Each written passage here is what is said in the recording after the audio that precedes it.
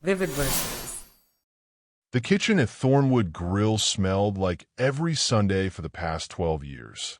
Garlic, rosemary, and the particular char that only comes from a properly seasoned cast iron skillet heated to exactly 487 degrees. Marcus Webb stood at the pass, watching his sous chef plate the evening's special, pan-seared duck breast with blackberry gastrique and roasted fingerling potatoes. The plating was perfect. Protein at 7 o'clock, starch at 2, sauce pooled artfully but not pretentiously at 10. Marcus had trained every hand in this kitchen, built every system, negotiated every supplier contract. He'd also designed the menu, restructured the entire operation, and turned what had been a hemorrhaging money pit into the flagship of a 7-location chain that pulled in north of $14 million annually. The original Thornwood had been a different beast entirely. When Marcus first walked through its doors in 2013, fresh from a sous chef position at a Michelin-starred place in Chicago, the restaurant had been circling the drain for 18 months. The owner, Raymond Thornwood, had opened it with more enthusiasm than expertise, hemorrhaging cash through poor inventory management, inconsistent food quality, and a complete absence of operational discipline. Marcus had only taken the interview because of Sarah. He could still remember that first date, Sarah Thornwood, with her quick laugh and sharper mind, telling him over Ethiopian food and Pilsen about her father's restaurant struggles. "He's a brilliant man," she'd said, picking at her injera. "Just not at this. The dining room's half empty most nights. And he's too proud to admit he's in over his head." "What kind of food?" Marcus had asked. "American bistro, I guess. Comfort food elevated. Or that's what the concept was supposed to be. Now it's just confused." Marcus had offered to take a look, expecting to spend an hour being polite and then ghost the whole situation. Instead, he'd walked into Thornwood Grill and seen potential. The bones were good. Excellent location in downtown Millbrook, solid equipment, a dining room with actual architectural character instead of the sterile minimalism that was plaguing the industry. The problems were entirely operational, which meant they were fixable. Raymond had been desperate enough to hire him on the spot. Marcus had been smart enough to negotiate equity. 5%, he'd said, non-dilutable, and full operational control of the kitchen and supply chain. Raymond had laughed. "You're 28 years old, and I'm the difference between you closing in 6 months or still being here in 6 years. Your call." They'd shaken hands. Sarah had kissed him for the first time 3 days later. The turnaround had taken 8 months. Marcus had stripped the menu down to 12 items, each one executable perfectly by a line cook with basic training. He'd renegotiated every supplier contract, cutting food costs by 18% while actually improving quality by finding better purveyors. He'd implemented a reservation system that optimized table turns without making diners feel rushed. He'd trained the staff not just in technique, but in consistency, building systems that could operate without him. By month 9, Thornwood Grill was profitable. By month 12, there was a waiting list on weekends. By month 18, Raymond was talking about a second location. "You did this," Raymond had said, clapping Marcus on the shoulder at the grand opening of Thornwood Grill West End. "You saved us." "We did it together," Marcus had replied, though that was generous. Raymond's contribution had primarily consisted of staying out of the way and signing checks. But that was fine. Marcus hadn't needed credit. He needed the challenge and the opportunity to build something. And he needed Sarah, who'd said yes when he proposed on the rooftop deck of the original location, the city of Millbrook spreading out below them in a carpet of lights. They'd married 6 months later. Marcus had worn his good suit, the one without kitchen burns on the sleeves. Sarah had been radiant in simple white, and Raymond had cried during his toast about how Marcus was the son he'd never had. That version of Raymond seemed like a different person now. Marcus checked his watch. 6:47 p.m. In 13 minutes, he needed to be out of his chef's whites and into the car. Tonight was Thanksgiving dinner at Raymond's house, the annual tradition that had somehow morphed from a family gathering into a command performance. Chef, his sous chef, Andre, appeared at his elbow. The Wellington for table 12 is up. Marcus inspected it with the automatic precision of 12 years' practice. Pastry, golden, structural integrity intact. Internal temp would be perfect. Andre had learned from the best. Good. Fire 2 more duck, 1 salmon. And check the guard manger station. I saw cilantro stems in the microgreen mix earlier. On it, Marcus stripped off his chef's coat and hung it on the hook that had been his for over a decade. Beneath it, his shirt was surprisingly clean, a minor miracle on a night this busy. He'd learned to layer strategically, to move through a kitchen in ways that minimize splatter and heat exposure. Small efficiencies compounded over years. The drive to Raymond's house took 23 minutes, traffic light on Thanksgiving evening. Sarah was already there, having gone ahead to help with preparations. Marcus didn't mind. It gave him time to decompress, to shift from the hyper-focused intensity of service to the more nebulous requirements of family dinner. Raymond's house sat on 3 acres in Millbrook Heights, purchased 2 years ago when a restaurant chain's success had started generating serious money. It was tasteful in the way that expensive things often are, nothing ostentatious, but everything quietly signaling wealth. Mercedes in the driveway, Raymond's. Lexus beside it, Sarah's mother, Patricia, Sarah's Audi tucked near the garage. Marcus parked his 10-year-old Honda Civic next to the Audi and took a breath before getting out. The front door was unlocked. Inside, he could hear voices from the dining room. Raymond's booming laugh, Patricia's lighter response, Sarah's familiar alto, saying something he couldn't quite make out. Classical music played softly from speakers he couldn't see, something baroque and precise. Marcus! Patricia appeared from the kitchen, elegant in a cream sweater that probably cost more than his car payment. Perfect timing. We're just about to sit down. Traffic was light, Marcus said, accepting her brief hug. Patricia had always been kind to him, in the slightly distant way of someone who'd never quite understood what her daughter saw in a chef. Can I help with anything? Sarah's got it handled. Go sit. Raymond's been asking for you. The dining room table could seat 12, but tonight held only 5 place settings. Besides the immediate family, Raymond's brother David was there, along with his wife Christine. David worked in commercial real estate.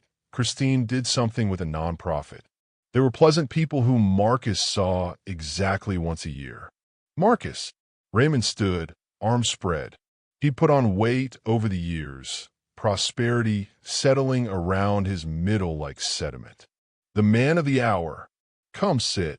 Marcus shook hands with David, nodded to Christine, and took his seat. Sarah caught his eye from across the table and smiled. One of her real smiles that still made something warm unfurl in his chest even after 7 years of marriage. The meal itself was catered. Raymond never missed an opportunity to point out that even on Thanksgiving, he didn't have to cook because his son-in-law had built such a successful operation. Turkey, stuffing, all the traditional accompaniments, each one professionally executed but somehow sterile in the way catered food often is. Marcus ate mechanically, contributing to the conversation in the right places, laughing at David's mediocre jokes about commercial property zoning. So Marcus, Raymond said, refilling his wine glass with what had to be his 4th pour. I've been looking at the Q3 numbers. Marcus's fork paused halfway to his mouth. Something in Raymond's tone had shifted from jovial to something harder to parse. And very impressive. The lakeside location is performing even better than projected. The new menu items you introduced are testing well across all locations. The butternut squash ravioli is outperforming everything except the duck, Marcus said. I'm thinking we make it a permanent edition instead of a seasonal special. Hmm. Raymond swirled his wine. Actually, I want to talk to you about the menu direction generally. The table had gone slightly quieter. Sarah's smile had frozen at the edges. What about it? Marcus kept his voice neutral, but his mind was already processing. Raymond didn't bring up business at family dinners. In 12 years, he'd kept that boundary sacrosanct. So why now? And why with this particular tone? I've been talking to a consultant, Raymond said. Someone who specializes in restaurant operations and scaling. He had some interesting thoughts about our concept. Our concept. Marcus noted the phrasing. Not the concept Marcus had built. Not the menu Marcus had developed through years of testing and refinement. Our concept. What kind of thoughts? Marcus asked. That were too chef-driven, too focused on technique and complexity when our market research suggests customers want comfort and familiarity. Marcus set down his fork with deliberate care. Around the table, David and Christine had developed a sudden fascination with their plates. Patricia was looking at Raymond with an expression Marcus couldn't quite read. Sarah's face had gone pale. Our customers, Marcus said slowly, have consistently rated the food quality as the primary reason they return. The complexity you're talking about is barely noticeable to diners. It's back-end stuff. Better sauce techniques, more precise temperature control. They just know it tastes better than the competition. That's your perspective, Raymond said. But you're a chef. You think like a chef. What we need is to think like a business. The words landed like a slap, but Marcus's face remained neutral. 12 years of hot kitchens had taught him to control his physical reactions. His mind, however, was racing through the implications. Consultant. Menu direction. Think like a business. I've been thinking like a business since day one, Marcus said. Every menu decision I've made has been backed by cost analysis, customer feedback, and competitive research. The food cost percentage across all locations is 28.3%. That's phenomenal for our price point. Labor efficiency is... Marcus. Raymond's voice had gone cold. I appreciate everything you've built. I truly do. But the company has grown beyond any one person's vision. It's time to think about the next phase. The next phase. Marcus turned the phrase over in his mind, examining it from every angle. Not our next phase or where we go from here. The next phase, as if it was already decided, already in motion. What exactly are you proposing? Marcus asked. Raymond glanced at Patricia, then at David. Some kind of silent communication passed between them that Marcus wasn't privy to. I'm proposing, Raymond said, that we bring in a new culinary director. Someone with experience managing multiple locations at scale. You've done an incredible job getting us here, but, Dad, Sarah's voice cut across the table like a blade. What are you doing? Business, honey. Just business.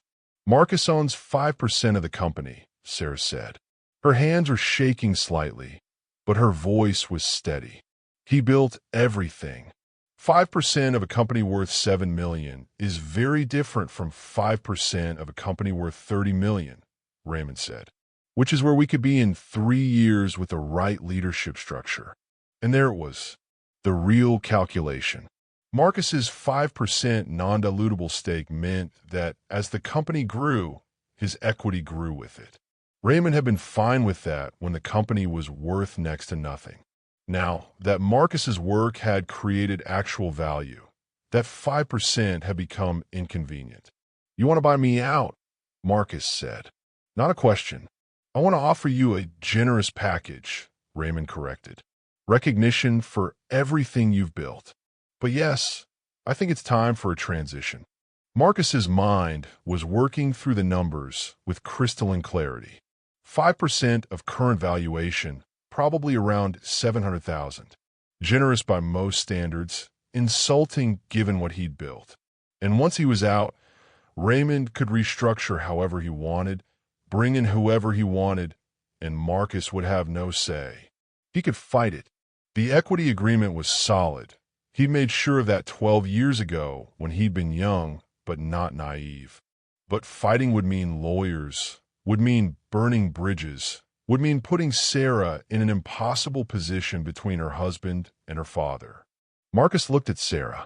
Her eyes were bright with unshed tears, her jaw set in an expression he recognized. She was furious, but also helpless. Whatever Raymond had planned, he'd clearly prepared the ground carefully. Patricia's silence suggested she'd known. David's presence, now that Marcus thought about it, probably wasn't coincidental. He'd be a witness to whatever happened next. And if I don't accept, Marcus asked quietly. Raymond's face hardened. Then I'll have to consider whether your role is still aligned with the company's strategic direction. We can restructure your equity into a minority stake without operational control. Perfectly legal under corporate bylaws if the board determines you're not performing your fiduciary duties to maximize shareholder value. It was a bluff, probably. The board was Raymond, Patricia, and David. A family affair. They could vote however they wanted, but there would be legal challenges. Yet Raymond was counting on Marcus not wanting to fight, not wanting to put Sarah through that. Smart. Ruthless, but smart. Marcus stood. The movement was controlled, unhurried. I need some air. Marcus, Sarah started to rise. Stay, he said gently. Finish dinner. I just need a few minutes. He walked out of the dining room, through the foyer, out the front door into the November cold. Behind him, he could hear Sarah's voice rising, sharp with anger. Then Raymond's, placating but firm. The door closed behind him, muffling the words. Marcus sat on the front steps and looked at the cars lined up in the driveway. Expensive machines, all of them except his Civic. It was almost funny. He'd built the wealth that had bought those cars, and here he was the odd one out. His phone buzzed. Sarah, I'm so sorry. I didn't know.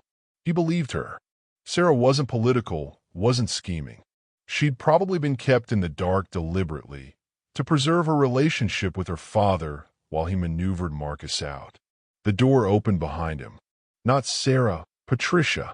That was ugly, she said, sitting beside him on the steps. For what it's worth, I told Raymond this was a mistake. But you didn't stop him. He's my husband. I can advise. I can't control. She was quiet for a moment. What are you going to do? Marcus laughed, a sound without much humor. I don't know. What would you do? I'd take the money, Patricia said. Not because it's fair, it's not.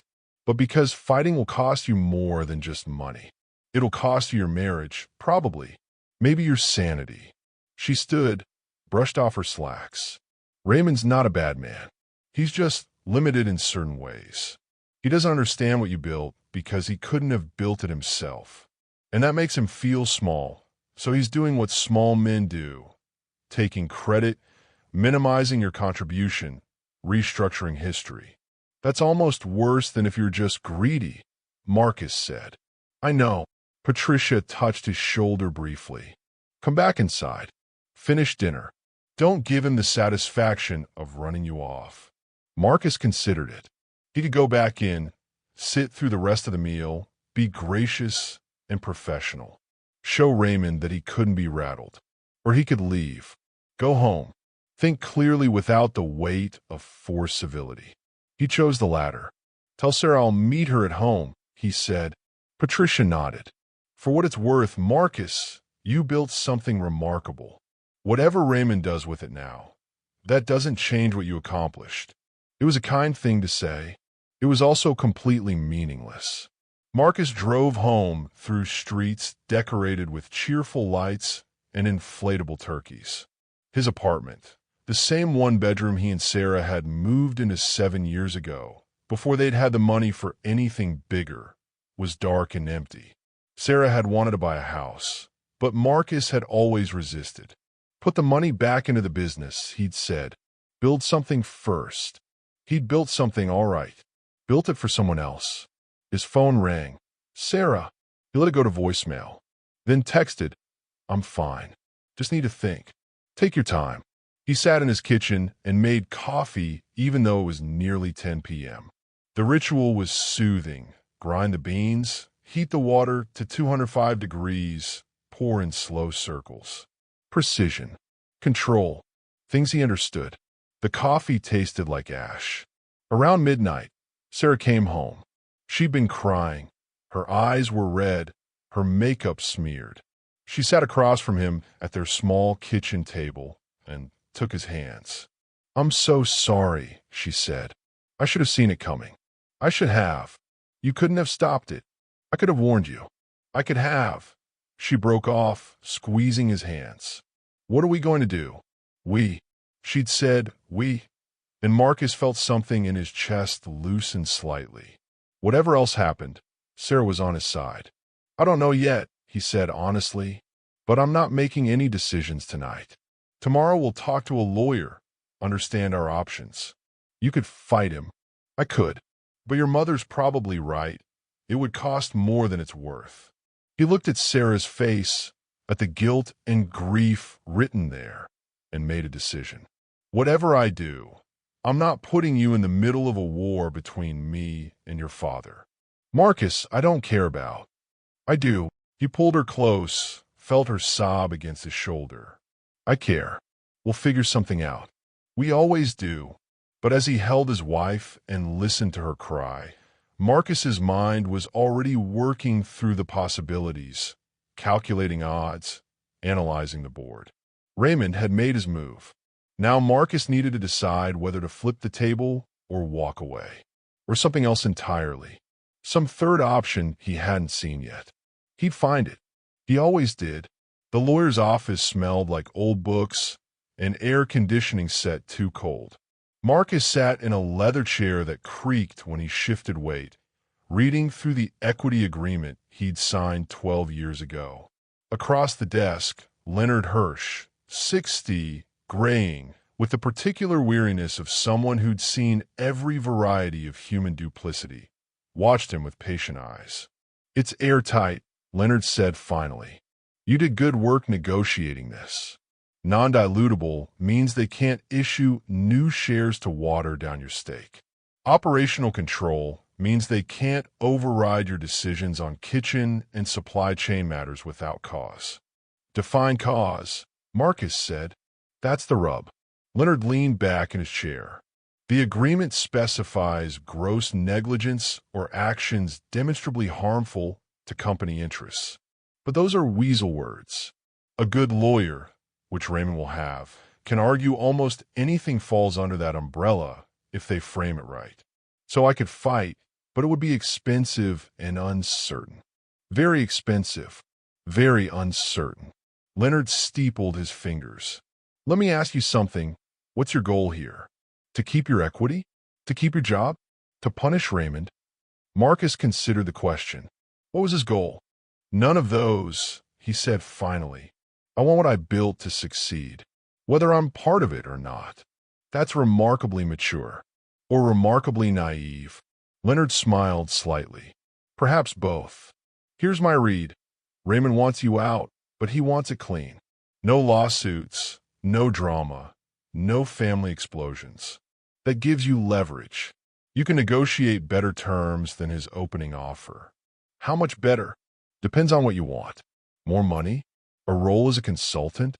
Non-compete waiver so you can open your own place." Marcus's phone buzzed. "Sarah, how's it going?" He typed back, still talking. "I'll call you after. I want," Marcus said slowly, "to not feel like I'm being robbed, even if I am." "Then let's get you the best deal we can," Leonard said. "I'll reach out to Raymond's counsel, feel out what they're willing to offer. In the meantime, document everything. Every process you created, every supplier relationship, every system. If they want you gone, they're going to feel it." Marcus left the office feeling slightly less adrift. Having a plan, even a contingent one, was better than floating in uncertainty. He drove to the original Thornwood Grill location, the flagship, the place where it had all started. It was closed on Thursdays for deep cleaning, but Marcus had keys. He let himself in through the back entrance and stood in the empty kitchen. 12 years. He'd spent 12 years learning every quirk of this equipment, training dozens of cooks, perfecting recipes in this exact space. The stainless steel surfaces reflected harsh fluorescent light. Without the heat and noise of service, the kitchen felt sterile, almost hostile. His phone rang. Raymond. Marcus stared at the screen for 3 rings before answering. Hello. Marcus. We need to talk. I'm listening. Not over the phone. Can you meet me at the restaurant? The original location? I'm here now. Oh, a pause. Give me 20 minutes. Marcus spent the time sitting at the bar in the empty dining room, looking at the space he'd transformed. The original layout had been different. Raymond had wanted a more traditional setup with the bar along the back wall. Marcus had fought for this configuration, arguing it would create better flow and make the bar a destination rather than an afterthought. He'd won that fight, won a lot of fights in those early years. Raymond arrived 18 minutes later, looking diminished somehow in the empty restaurant. His confidence seemed to require an audience. Thanks for meeting me, Raymond said, sitting on the bar stool next to Marcus. You said we needed to talk. I handled Thanksgiving badly. Patricia read me the riot act last night, and she's right. I should have come to you privately, not ambushed you at dinner. But the substance hasn't changed, Marcus said. You still want me out. Raymond sighed. I want what's best for the company. And I genuinely believe that means bringing in someone with multi-chain experience. Someone who's scaled before. I scaled this. From 1 location to 7. You did. And you did it brilliantly. But Marcus, there's a difference between building from scratch and managing something that's already established. The next phase requires different skills. Marcus turned to face Raymond fully. Did your consultant tell you that? Or did you come to that conclusion yourself? Does it matter? It does to me. Raymond looked away. His name is Gordon Phelps. He's worked with Cascade Hospitality, Riverside Dining Group, several others. He showed me the numbers, what companies our size typically look like, what kind of margins they run, what their operational structures are. And what did he tell you about those companies' food quality? Marcus asked. About their customer retention rates, their staff turnover. That's not the only metric. It's the metric that matters. Marcus kept his voice level, but there was steel underneath. You can optimize for profit margins in the short term, but if you lose what makes you different, you become just another chain. And chains are replaceable. Maybe, Raymond met his eyes, or maybe you're too close to it, too attached to your vision to see that there might be other ways. It was pointless. Marcus could see it clearly now. Raymond had made his decision, probably weeks or months ago. This conversation was theater, a way for Raymond to feel like he'd been reasonable. What's the offer? Marcus asked. Raymond pulled out his phone, opened an email, and slid it across the bar. Marcus read quickly, his mind automatically calculating. $850,000 for his 5% stake. A consulting agreement for 1 year at $150,000 annually. Non-compete for 2 years within a 50-mile radius. That's below market, Marcus said. 5% of current valuation is closer to $900,000. And the non-compete is unreasonable. I can't work in my own industry for 2 years. The non-compete has a buyout clause. $75,000. So you want me to pay for the right to work again? I want to protect what we've built, Raymond said. If you go to a competitor or start your own place, you take knowledge and relationships that belong to this company. Marcus almost laughed. Belong to this company. The relationships he'd spent 12 years cultivating, the suppliers he'd found and vetted personally, the techniques he'd developed through thousands of hours of testing. Apparently none of that belonged to him. I need time to think, Marcus said. Of course. Take until Monday. But Marcus, Raymond's hand landed on his shoulder. I hope you understand this isn't personal. You're family. That doesn't change. Marcus looked at the hand, then at Raymond's face. The older man seemed to genuinely believe what he was saying. He'd convinced himself that this was just business, that their relationship could survive this. "We'll see," Marcus said, standing. "I'll have my lawyer review and get back to you." He left Raymond sitting at the bar and walked out into cold November sunshine. His Civic sat alone in the parking lot, a decade old and out of place. Sarah was waiting when he got home, curled on their couch with a book she wasn't reading. "How bad?" she asked. Marcus told her about Leonard's assessment, about Raymond's offer, about the non-compete clause that would essentially freeze him out of his own career for 2 years unless he paid for his freedom. "That's insane," Sarah said. "He can't." "He can. Legally, it's all above board. Morally," Marcus shrugged. "Different question. So what are you going to do?" "Counter. Push the buyout higher, get the non-compete removed or bought out at their expense. Negotiate the consulting agreement so I actually have meaningful input, not just a title. And if he says no, then I walk away with whatever I can get and figure out next steps." Sarah was quiet for a long moment. Then, "I'm thinking about moving out. Not permanently, just I need space from my parents right now. I can't look at my father without feeling sick." Marcus pulled her close. "You don't have to choose sides." "I'm not choosing sides. I'm choosing you. There's a difference. Still, he's your father." "He's an asshole," Sarah said with unexpected vehemence. "What he's doing is wrong, and I'm not going to pretend otherwise for the sake of family peace." Marcus kissed the top of her head. Whatever else fell apart, at least he had this. At least he had her. The negotiation dragged over the next 2 weeks. Leonard pushed for $1 million, argued the non-compete was restraint of trade, demanded better terms on the consulting agreement. Raymond's lawyer pushed back on everything. The number crept up slowly, $875, $900, $925. They settled at $950,000, no non-compete, and a consulting agreement that was essentially meaningless. Marcus would advise on menu development for 6 months at $10,000 monthly, but Raymond had final say on everything. "It's the best we're getting," Leonard said over the phone, "unless you want to drag this out another month." Marcus didn't. He was tired of fighting, tired of the constant calculation, tired of being in limbo. "I'll take it," he said.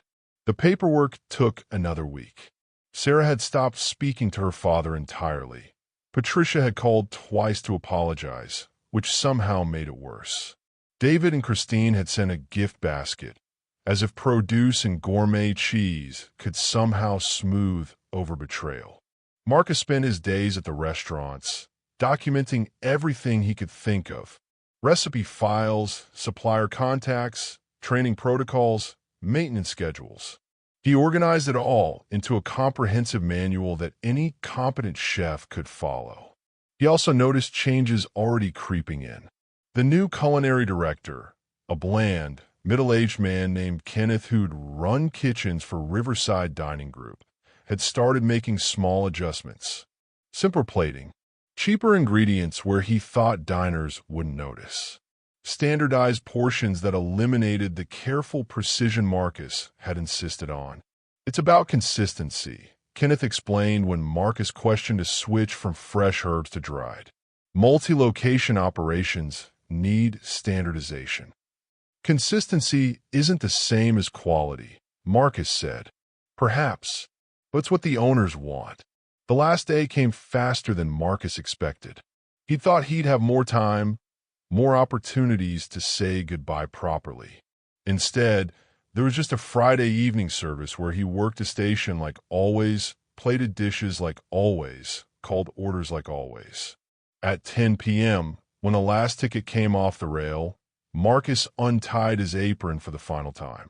The kitchen staff had chipped in for a gift: a chef's knife from a Japanese maker Marcus had always admired but never bought for himself. Andre made a speech that got choked up halfway through. The line cooks applauded. A few of them were crying. "You taught us everything," Andre said. "We won't forget that." Marcus wanted to tell them to follow his systems, to maintain the standards he'd set.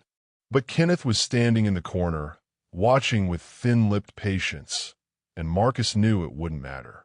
The culture he'd built would erode like sandstone under Kenneth's pedestrian approach. Cook good food, he said instead. Take pride in your work. That's all you can control.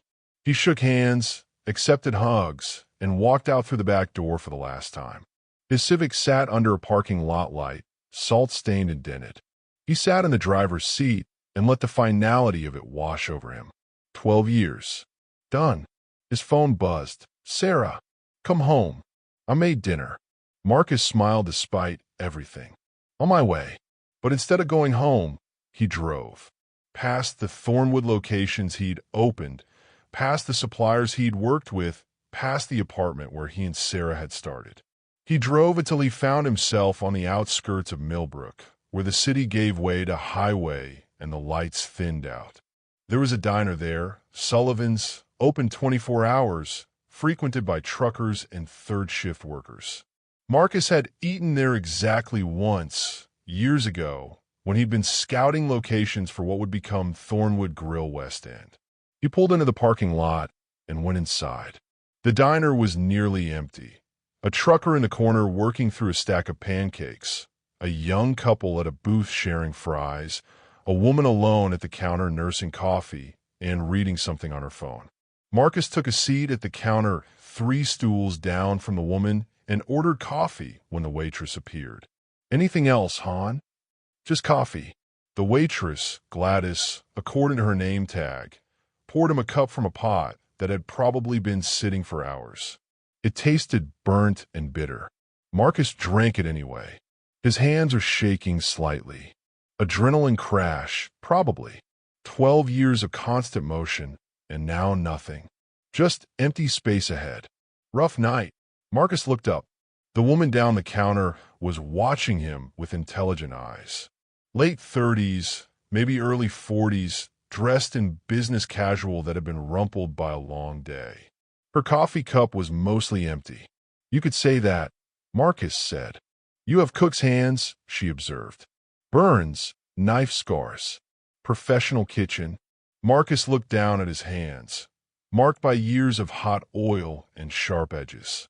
Yeah, had one anyway. Not anymore. Laid off. Bought out. Polite version of the same thing. The woman made a sympathetic noise. That's brutal. What kind of place? Regional chain. 7 locations. American bistro concept. You built it. The question was surprisingly perceptive. Marcus nodded. From 1 failing restaurant to 7 profitable ones. 12 years. And they bought you out anyway. Owner decided he needed someone with multi-chain experience. Marcus couldn't keep the bitterness entirely out of his voice. The woman was quiet for a moment, then slid down to the stool next to him. Up close, Marcus could see the intelligence in her face more clearly, the kind of sharpness that came from years of business dealings. I'm Christine Zhou, she said, extending a hand. And I think I'd like to hear more about what you built. Marcus shook Christine's hand automatically, years of professional courtesy overriding his desire to just sit in silence and drink bad coffee. Her grip was firm, businesslike. Marcus Webb, he said, though I'm not sure there's much to tell. Pretty standard story. Built something, got pushed out. Humor me. Christine signaled to Gladys for a refill on her coffee. What made your chain work? What was the secret sauce? Marcus almost laughed at the unintentional pun, then stopped himself. There was something in Christine's eyes, genuine interest, not just polite conversation. There was no secret, he said, just fundamentals executed well. Good sourcing, consistent systems, staff training that emphasize precision over creativity. Most restaurants fail because they can't scale quality. I figured out how to standardize excellence. Ow! Marcus found himself talking, the words coming easier than expected. He explained the supplier relationships he'd built, finding farms and purveyors who could scale with them while maintaining quality. He described the training system he'd developed, with clear progression paths and standardized techniques that new hires could learn quickly. He talked about the menu design, limited enough to execute perfectly, diverse enough to avoid monotony. Most chains solve the consistency problem by dumbing everything down, Marcus said.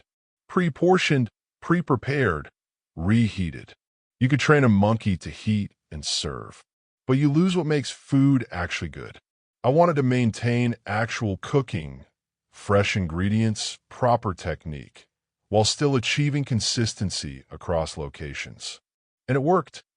14 million annual revenue across 7 locations. Customer retention rate of 73%. Staff turnover half the industry average. Marcus heard the pride in his voice and tamped it down. It worked. Christine was quiet, her expression thoughtful. Then she pulled out her phone. What's the name of your chain? Thornwood Grill. What? She typed rapidly, scrolled, read. Marcus watched her face shift through several expressions. Interest, calculation, something that might have been excitement. Hold on, she said, standing. I need to make a call. She walked toward the diner's entrance, phone to her ear, leaving Marcus alone with his cooling coffee. Through the window, he could see her pacing, gesturing as she talked. The conversation lasted maybe 3 minutes. When she came back, her energy had changed entirely. She was focused now, intense. Tell me about your supplier relationships, she said, specifically in the Millbrook region. Who did you work with? What kind of contracts? Marcus's mind, trained by 12 years of constant vigilance, caught the shift. This wasn't idle curiosity anymore. Why? Because my father owns Cascade Hospitality Group. You might have heard of them. We run about 40 restaurants across 6 states. And we've been trying to crack the Millbrook market for 3 years without success. Cascade Hospitality. Marcus knew the name.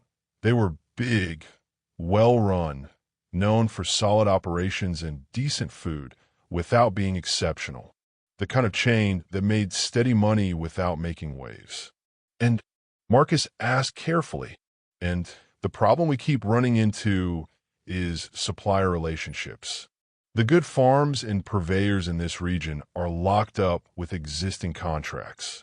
The ones available to us are second tier. We can't get the quality we need without paying premium prices that make the margins impossible. Marcus saw where this was going. So you're interested in my supplier contacts? I'm interested, Christine said, in you. If half of what you just told me is accurate, you're exactly what Cascade needs. Someone who knows this market intimately, who has the relationships already built, who can execute quality at scale. I'm under a consulting agreement with Thornwood for 6 months. Consulting agreements aren't exclusive unless specified. Are you barred from working elsewhere? Marcus thought back to the paperwork Leonard had negotiated.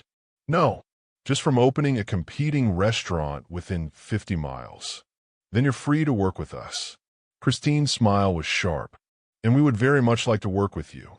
Marcus's mind was racing. Cascade was exactly the kind of operation Raymond had name-dropped when explaining why Marcus needed to be replaced. Big, established, experienced.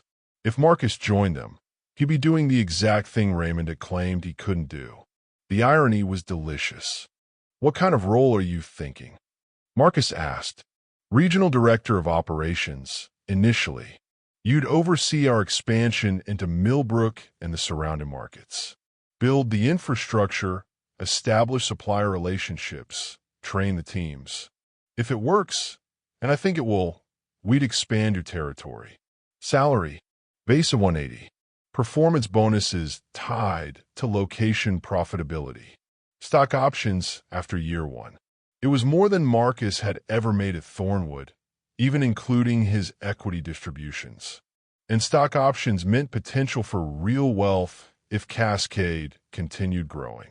I need to see details, Marcus said. Talk to my wife. But I'm interested. Christine pulled out a business card, slid it across the counter. Email me your resume and references. I'll set up a meeting with my father for next week. He's in Chicago, but he'll fly out for the right candidate. This feels fast. It is fast, but good opportunities move quickly. And Marcus, she met his eyes directly. What happened to you at Thornwood? That was their loss. We're not going to make the same mistake. After Christine left, Marcus sat alone at the counter, her business card a small rectangle of potential in his pocket. The trucker had paid and left. The young couple was making out in their booth, food forgotten. Gladys refilled his coffee without asking. Marcus pulled out his phone and texted Sarah. Still up? The response came immediately. Waiting for you. Where are you? Sullivan's Diner. You know it? The truck stop? What are you doing there? Having coffee. And maybe finding a new job. 3 dots appeared, disappeared, appeared again. Then, coming. Sarah arrived 20 minutes later, still in the dress she'd worn to work, her coat pulled over hastily. She slid into the booth where Marcus had relocated and studied his face. You look different, she said. Different how? Less defeated. She reached across the table, took his hand. Tell me everything. Marcus told her about Christine Joe, about Cascade Hospitality, about the offer. Sarah listened without interrupting, her expression shifting from surprise to calculation to something that looked like hope. That's incredible, she said when he finished. But is it real? People don't just offer jobs in diners at midnight. They do if they've been looking for someone with my exact skill set and can't find them. Marcus pulled out his phone, looked up Cascade Hospitality's website. Look, they've been trying to expand into this region for years. Every location they've opened has underperformed.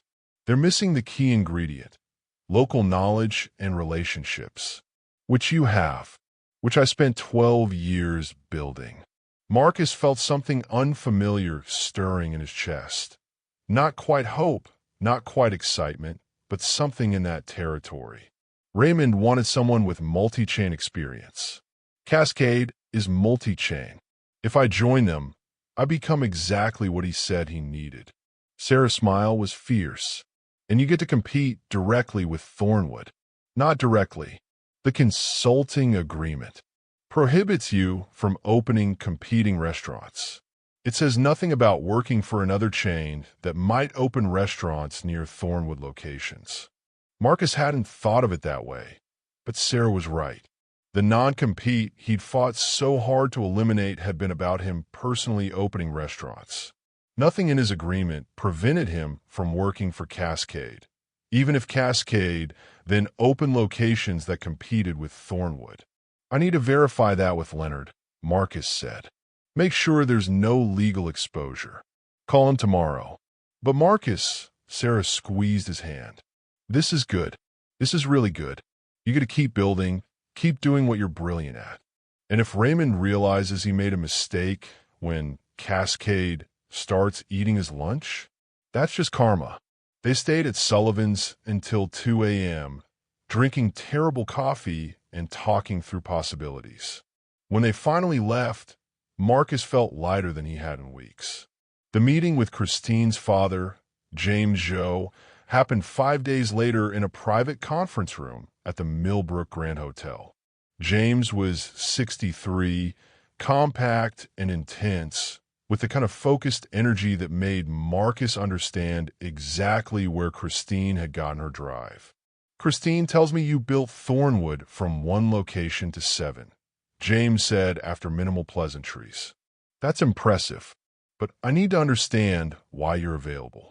Usually, someone with your track record stays put or gets promoted. Marcus had anticipated this question. The owner wanted to bring in someone with big chain experience. He thought my background was too narrow. Was he right? He was wrong, Marcus said flatly. But that's his mistake to make. I'm more interested in what Cascade needs than in proving anything to Raymond Thornwood. James smiled slightly. Fair enough. Tell me about your supplier network. For the next 90 minutes, Marcus walked James and Christine through his operations. He'd brought documentation, supplier contracts, training manuals, performance metrics, customer surveys. He explained his philosophy on quality versus cost, his approach to staff development, his strategies for maintaining consistency. James asked hard questions. He wanted to know about failure points, about the locations that had struggled, about decisions Marcus regretted. Marcus answered honestly. The Lakeside location had taken 8 months to turn profitable because he'd hired the wrong general manager initially. The seasonal menu rotations had been rocky the first year until he'd refined the rollout process. There'd been a food safety incident at West End that had cost them 2 weeks of revenue while they deep cleaned and retrained. You don't try to hide problems, James observed. Problems are data, Marcus said. They tell you where systems need improvement. Hiding them just means you make the same mistakes again. At the end of the meeting, James stood and extended his hand. I'd like to make you an offer. Regional Director of Operations for our Millbrook expansion. Base salary of $180, as Christine mentioned, plus 20% bonus potential tied to profitability metrics. Stock options vesting over 4 years. Medical, dental for 01k match. I'll need to review the full offer in writing, Marcus said, and have my lawyer look at it. Of course. Christine will send over the paperwork today. I'd like an answer by end of week. We're ready to move fast on this. After they left, Marcus sat in the conference room for a few minutes, processing. This was real. This was happening. His phone rang. Leonard. I've been looking at the Cascade offer, Leonard said without preamble. Christine sent over a draft this morning for me to review. And it's clean. Nothing in your Thornwood agreement prohibits this. And the Cascade terms are solid, better than solid, actually. They're serious about you. So I can accept? You can. But Marcus, understand what you're getting into. Cascade opening locations near Thornwood restaurants? Raymond's going to see that as a declaration of war. It might get ugly. Let it, Marcus said.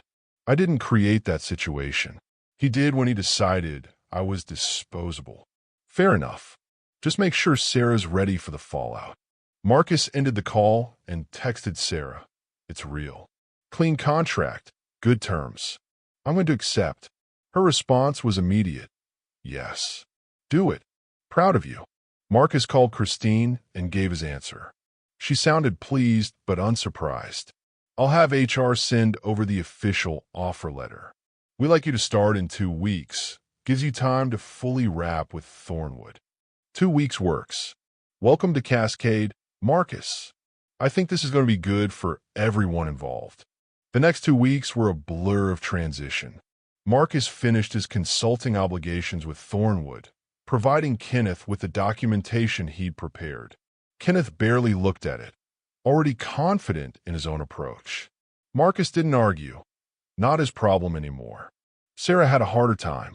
Patricia called repeatedly, asking her to mediate, to help repair the relationship between Marcus and Raymond.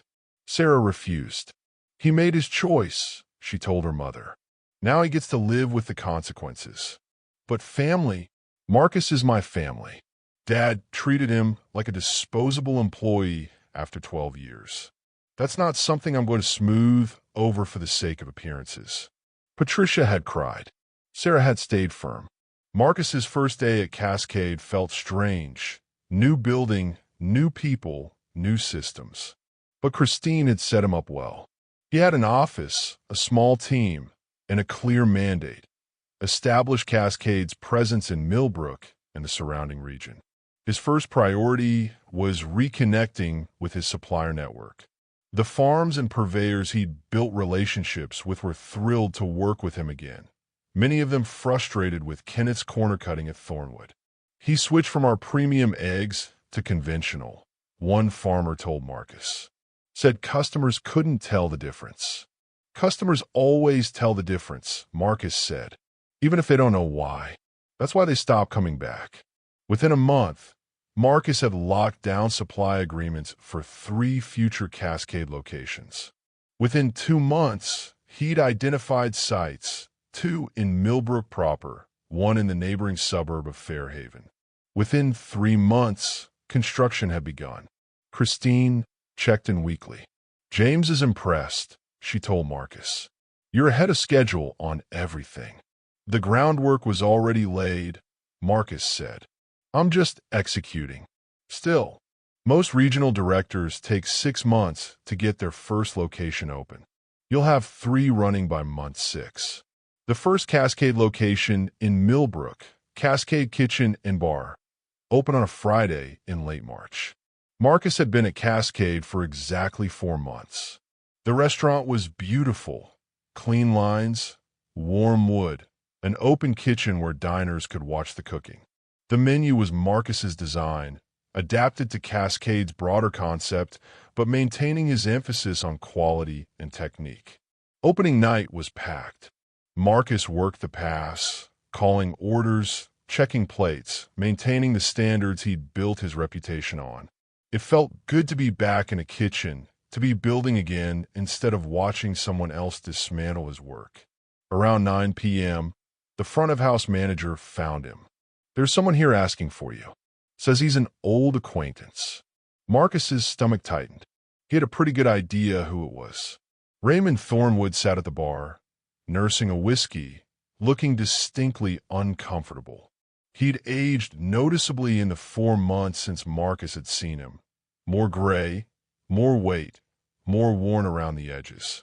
Raymond, Marcus said neutrally. Marcus. Raymond gestured at the restaurant. Nice place. Packed house for opening night. We're pleased with the turnout. They looked at each other for a long moment. Finally, Raymond said, I made a mistake. Which one? Letting you go, listening to that consultant instead of trusting what we'd built together. Raymond's voice was rough. Kenneth's running the chain into the ground. Customer complaints are up 40%. Staff turnovers doubled. We're bleeding market share. Marcus kept his expression neutral, but inside he felt a grim satisfaction. He'd known this would happen. It was just a matter of time. That's unfortunate, he said. Come back, Raymond said. Name your terms. Salary, equity, whatever you want. Just come back and fix this. For 12 years, Marcus had poured everything into Thornwood. His expertise, his creativity, his relationships. He turned Raymond's failing restaurant into something successful, and Raymond had thrown him away the moment it became convenient. No, Marcus said simply. Marcus, please.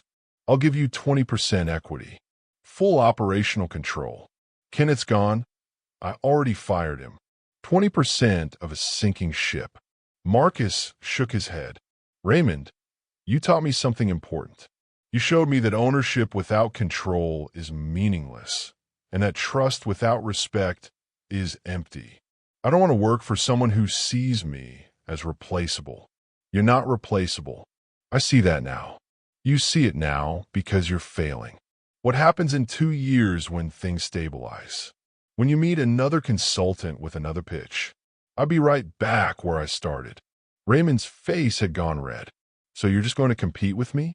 Take everything you learned and use it against the company you helped build?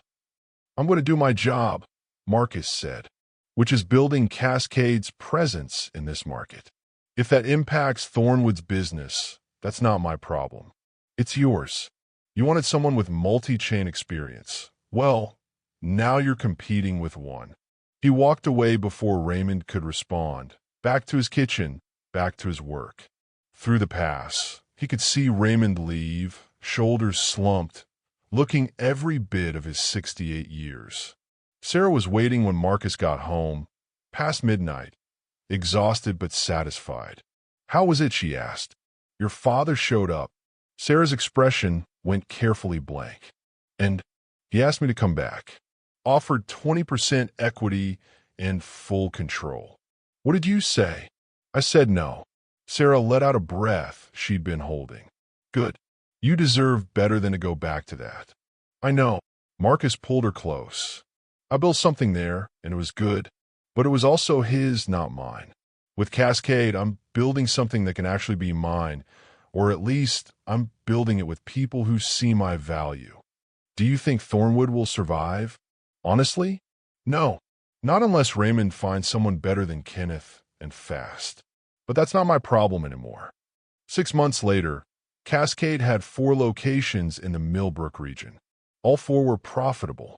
Thornwood had closed 2 of its 7 locations and was struggling to maintain quality at the rest. Raymond had reached out twice more, increasingly desperate. Marcus had ignored both calls. Christine called Marcus in her office on a Tuesday morning. James was there, connected via video. "We want to expand your role," James said without preamble. "Promote you to VP of Regional Operations. You'd oversee not just Millbrook, but our entire Midwest expansion. Potential for 20 new locations over the next 3 years."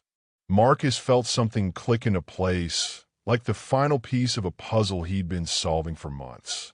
"I'm interested," he said, "but I want to talk about equity. We're offering stock options. I want real equity. 5% of the Midwest division, non-dilutable, with a path to board participation if growth targets are met." James and Christine exchanged glances. "That's aggressive," James said. "It's fair," Marcus countered. "I've proven I can build and scale. You're asking me to do it across a much larger territory. I want skin in the game that reflects that value." "We'll need to discuss it," Christine said. "Take your time. But that's my price." 2 days later, they agreed.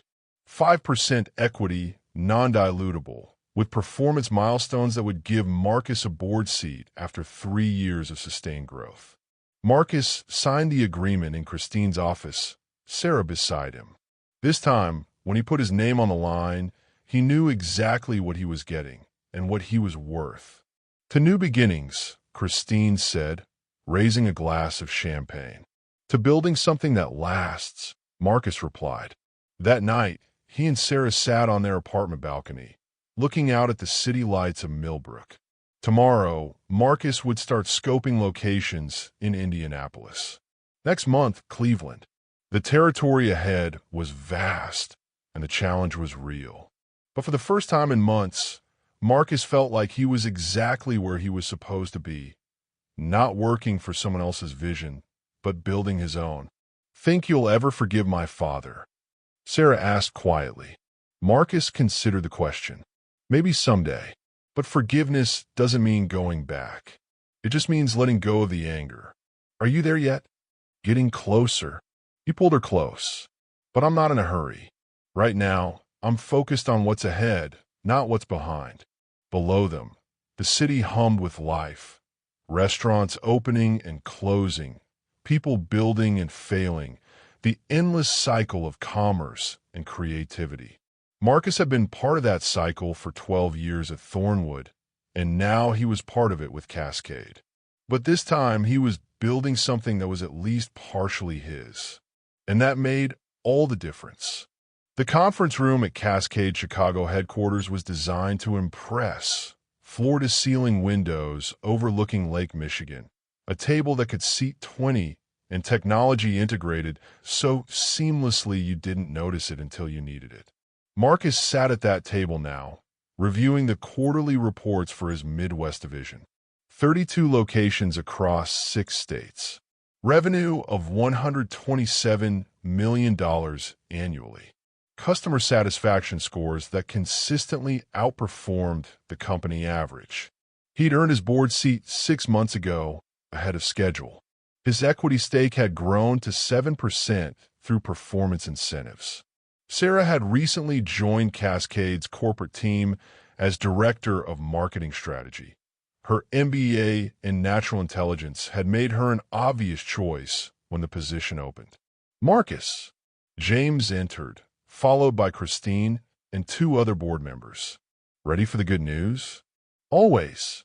Thornwood Grill is filing for bankruptcy. Raymond's looking for a buyer to take the assets, mostly real estate at this point. The brand is worthless. Marcus felt a complicated mix of emotions. He'd built Thornwood, had poured years into making it work. Seeing it fail should have hurt more than it did. "That's unfortunate," he said neutrally. "We're considering making an offer," Christine said. "The locations are in good markets, and We could rebrand them as Cascade Properties. James wanted your opinion. You know those markets better than anyone. Marcus thought about it. Thornwood's original location, where he'd started. The West End property he'd scouted personally. Lakeside, with its difficult first year that he'd turned around through sheer stubbornness. Make the offer, he said, but gut them completely. New branding, new systems, new everything. Don't try to salvage anything. The Thornwood name is poison now. Because of what Raymond did to you? James asked. Because of what Raymond did to the quality. Kenneth ran it into the ground, but Raymond let him. He chose short-term profit optimization over long-term brand building. You can't fix that with a coat of paint. The board voted unanimously to make an offer. 3 weeks later, Cascade acquired Thornwood's assets for 38 cents on the dollar. Raymond walked away with enough to retire on, barely, and the quiet knowledge that he'd destroyed what Marcus had built. Marcus supervised the conversions personally. The original Thornwood location became Cascade Kitchen and Bar Millbrook Central. He kept none of the old menu, none of the old systems, nothing that would remind anyone of what had been. On opening night, Sarah found him in the kitchen, not cooking this time, but observing. He'd promoted Andre to executive chef of the location, trusting him to execute the vision. How does it feel? Sarah asked. Being back here? Different, Marcus said. It's the same building, but it's not the same restaurant. That's important. Any regrets? Marcus thought about it. No. If Raymond hadn't pushed me out, I'd still be running a 7-location chain, building someone else's equity. This way, I'm building my own, and I'm better at it because of everything I learned there. That's very mature of you, or very calculating. Marcus smiled. Probably both. They stood together in the kitchen he'd once commanded, watching the new team execute service. It was good work, not as precise as Marcus would have done it, but Andre was learning, growing, building his own systems. Your father called me last week, Marcus said quietly. Sarah stiffened. What did he want? To apologize, I think. Or to explain. I'm not entirely sure. I let it go to voicemail. Are you going to call him back? Maybe eventually, but not yet. He needs to sit with what he did, understand the full consequences. That takes time. He's getting old, Marcus. He might not have. I know. Marcus took her hand. And when I'm ready to have that conversation, I'll reach out.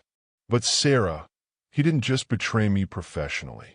He taught me that the people closest to you can be the ones who undervalue you most. That's not something you forgive on their timeline. Sarah nodded slowly. I haven't talked to him in 8 months. Mom says he asks about me every time she calls. Do you want to reconnect? Part of me does. But a bigger part remembers watching him fire you at Thanksgiving dinner after you'd made him rich. I don't know if I can get past that. You don't have to decide today, or tomorrow, or next year. Marcus pulled her close. We've got time. That night, lying in bed in the house they'd finally bought, 4 bedrooms in a good neighborhood, the kind of place that said, we've made it, Marcus thought about the long arc from that first day at Thornwood to now.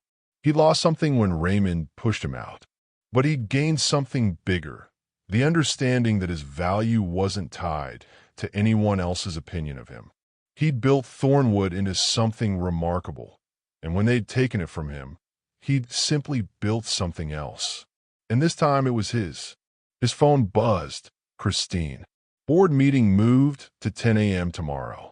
James wants to discuss the Cleveland expansion. Marcus typed back, I'll be there. Beside him, Sarah murmured in her sleep, her hand finding his. Outside, the city hummed with possibility. Restaurants opening and closing, people building and failing, the endless dance of ambition and execution. Marcus had learned to dance that dance better than most. Not because he was smarter or more talented, but because he'd learned the most important lesson, that you can't control other people's choices, but you can always control your response. Raymond had chosen to push him out. Kenneth had chosen to cut corners. The market had chosen quality over convenience. And Marcus had chosen to build something new instead of mourning something lost. That choice, more than any other, had made all the difference. He fell asleep thinking about supplier contracts and site selection, about staff training and menu development, about all the small decisions that compound into success. His last conscious thought was that tomorrow would bring new challenges, new opportunities, new chances to build. And he was ready for all of it. Thanks for listening.